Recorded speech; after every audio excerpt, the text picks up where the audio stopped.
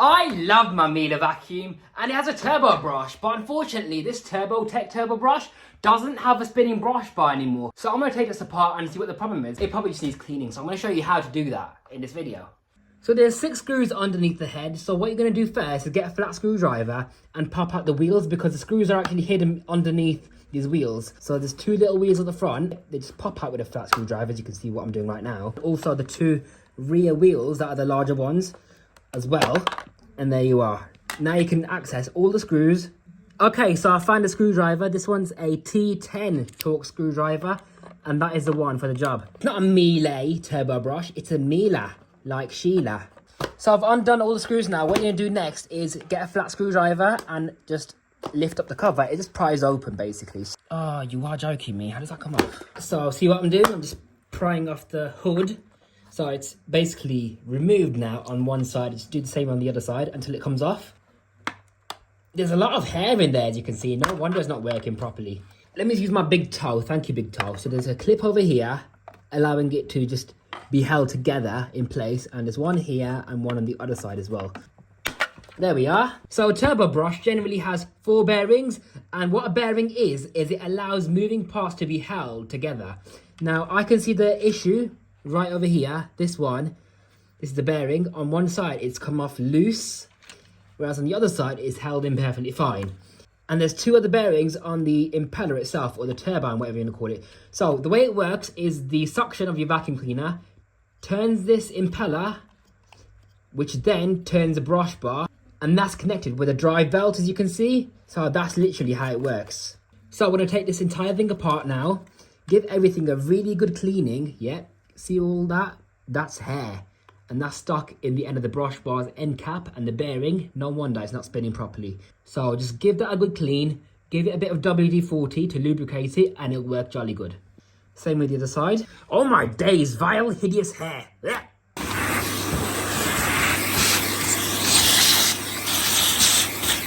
And then lift up the neck of the floor tool.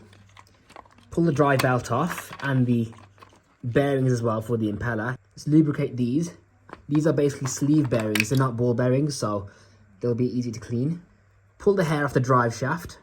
The belt holder just unclips, so you can wash that as well separately. So with the brush bar, you can just give that a wash after you cut the hair off it, of course. Lubricate the ends as well. And finally, this little piece right here also pulls out, and there you are. One thing I've realised, by the way, with the brush bar design, there's actually a design flaw. So see the metal pins on the brush bar, right? They're meant to have sleeve bearings. So this right here, let's take a look at the end caps. These are actually made out of plastic. So imagine spinning metal against plastic. That's not a good design. So eventually these are going to be disposable, because the more use it gets, the more the plastic's going to melt, and therefore the brush won't spin as fast anymore. So yeah, that could be another reason why your brush bar's not spinning properly anymore. But anyway, it's time for reassembly. So belt on the brush with the casing on. So pop on your end caps after lubricating them. Pop it in, but before you do that, make sure this part here lines up properly inside where it belongs. It just goes in like so. Make sure the end caps also click in as well on both sides. And then it just rocks up and down like so. So the bearings are on the impeller now. Then you just hook this belt onto the drive shaft cog right there. Take that off first, obviously. But yeah, it goes in like so. Make sure this entire unit is seated properly, and then you just push these clips home and you push them down, and then they are locked into place. Forgot to put this on, so that's meant to go on right over here as well. So the pointy part, just put that in first, and then just push it down, and there you are. That's how it's supposed to look. Pop on your cover.